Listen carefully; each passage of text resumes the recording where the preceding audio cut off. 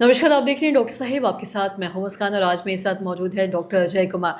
आपको बता दें कि बिहार के जाने-माने यूरोलॉजिस्ट हैं और साथ ही यूरोलॉजिस्ट सोसाइटी ऑफ इंडिया और इंडियन मेडिकल एसोसिएशन के पूर्व अध्यक्ष हैं।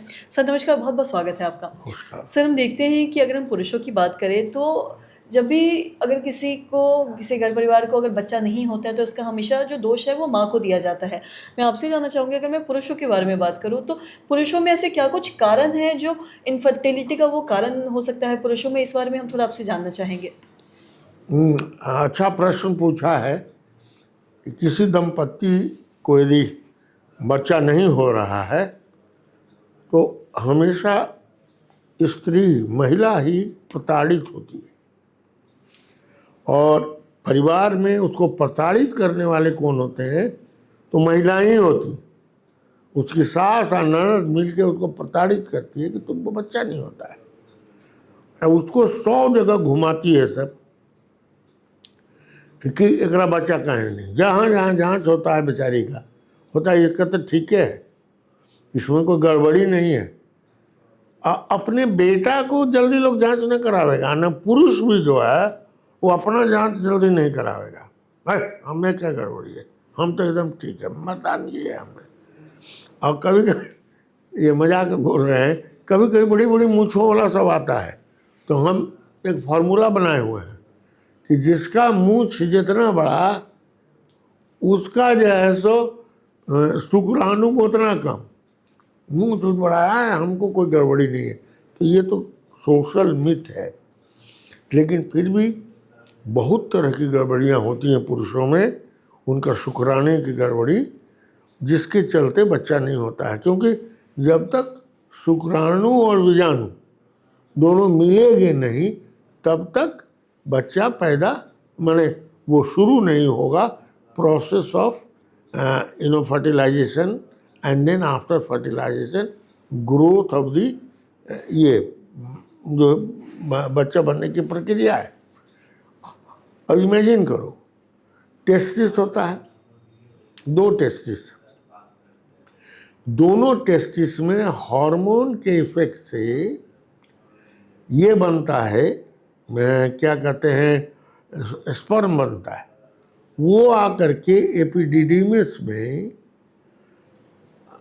जमा होता है। स्पर्म टेस्टिस होता है, टेस्टिस के साथ एक एपिडिडिमिस होता है, वहाँ जमा होता है, मैच्योर होता है। वहाँ से ट्यूब के थ्रू, जिसको हम लोग वास डिफरेंस कहते हैं, prostatic area seminal vesicle area के होकर के गुजरता है और तब सीमेन निकलता है। इसको हम बहुत ज़्यादा विस्तृत अभी नहीं बतावेंगे साइंटिफिक, इतने जान जो सीमेन निकलता है। सेमिनल फ्लूइड जो निकलता है उसमें ओनली 20% टेस्टिस से आता है, 80% प्रोस्टेट और सेमिनल वेजिकल से आता है। वो मिल करके उसका पोषण करता है और निकलता है और फिर वो वेजाइना में जाता है, जा करके फिर उचित समय में उधर से ओवम आता है और उसको फर्टिलाइज करता है। लाखों लाख करोड़ों स्पर्म निकलते हैं और रास्ते में कितने मैंने उसमें मर जाते हैं, हर जाते हैं, और अंत में एक ही स्पर्म जो है वो ओवम से फर्टिलाइज करता है। तो इमेजिन करो कितनी लंबी प्रक्रिया है। कहीं भी कोई भी चीज गड़बड़ी हो गई तो मामला खत्म। और एकदम समझिए एक तरह से भगदड़ की स्थिति होती है स्पर्म में। एक के पहलवान जाके माला पहनाया कोहली को, लेकिन कितने लोग उसमें मरी हो गए, इधर गिरे कुछ उधर गिरे। तो स्पर्म की भी स्थिति यही होती है और काफ़ी कॉम्पिटिटिव भी होता है। तो उसमें जो सबसे स्वस्थ स्पर्म है वही।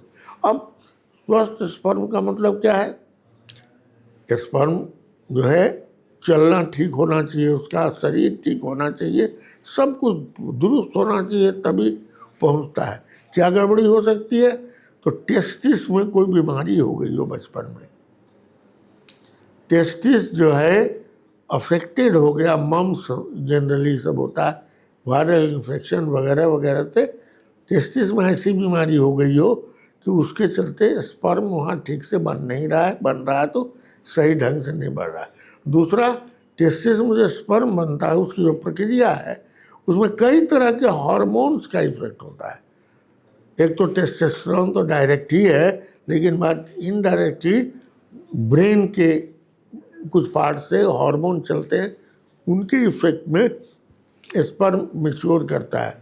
यदि गड़बड़ा गया, नहीं मैच्योर करके, यदि वहाँ पर से ठीक चला तो रास्ते में हो सकता है किसी भी कारण से रुकावट हो गया हो ये पूरे के पूरे नली में, जिसके चलते स्पर्म नहीं पहुँचता है। तो स्पर्म पहुँचवे नहीं करेगा तो बच्चा होगा कैसे?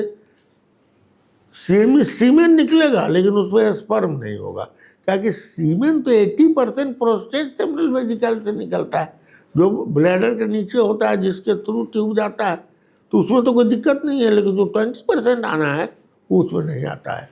तो इतने कारण हैं जिसके